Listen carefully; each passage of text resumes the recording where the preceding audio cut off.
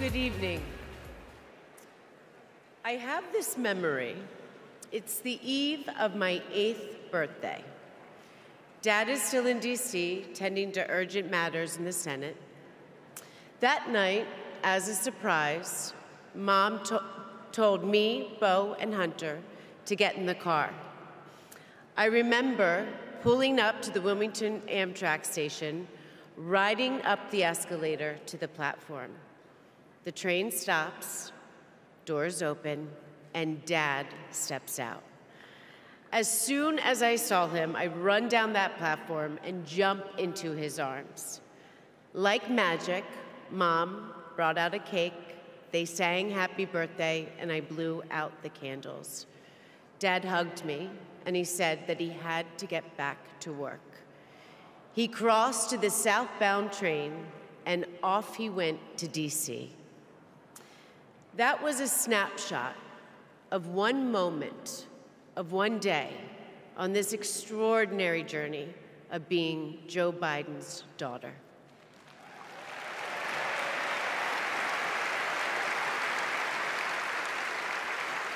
Joe Biden is the OG girl dad.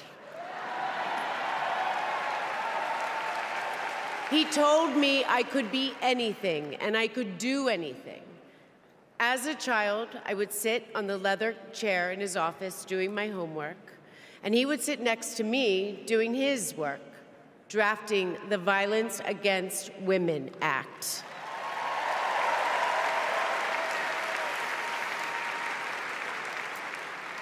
And he wasn't just a girl dad. And he wasn't just a girl dad. I could see that he valued and trusted women.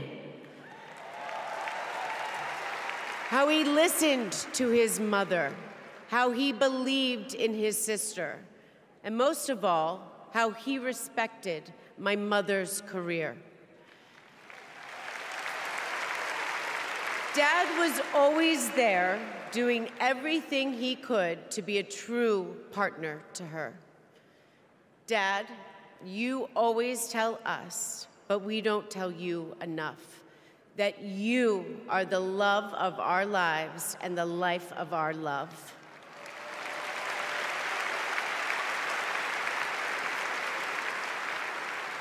I had my wedding reception in my parents' backyard. At the time, my dad was vice president. But he was also that dad who literally set up the entire reception. He was riding around in his John Deere four-wheeler, fixing the place settings, arranging the plants, and by the way, he was very emotional. I thought that I would be a mess, but he was the one crying, and I was the one who had to comfort him.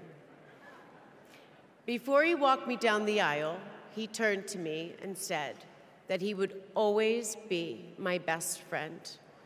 All these years later, Dad, you are still my best friend. His example in service inspired my career. I'm a social worker in Philadelphia.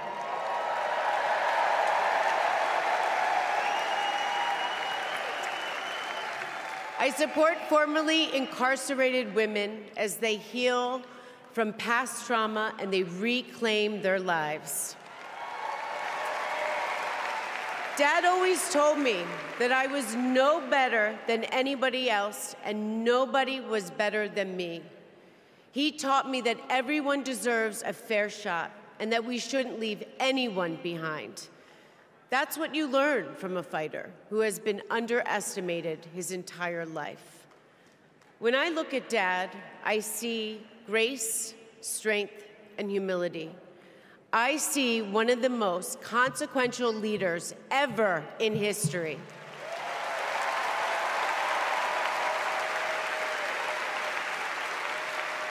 And I also know that he never stops thinking about you, about your dreams, about your dignity, about your opportunities, about your family. Dad knows that family is everything.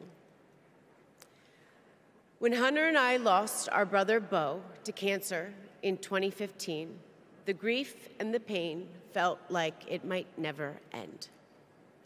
Dad had the capacity to step out of his own pain and absorb ours. And I know that Bo is here with us tonight, as he is always with us.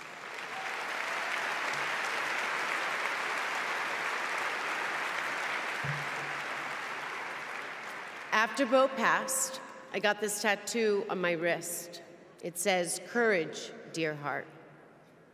A reminder to myself to keep going, to get back up, like my dad has always done.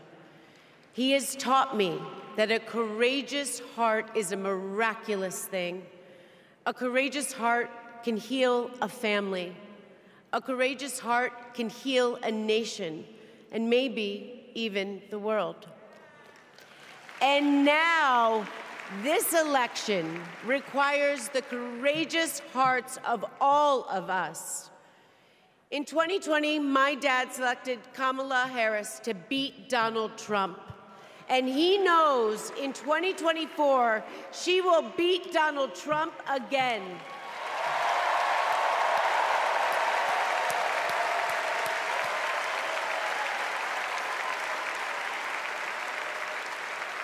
So tonight, I am asking you, if you stood with us in 2020, call upon your courageous heart. Stand with us today. Work harder than you have ever worked before in your life. This is the fight of our lifetime. Our freedom, our democracy, our reproductive rights. All of this, all of it is on the ballot. And I know together we can do this because my dad helped show us the way.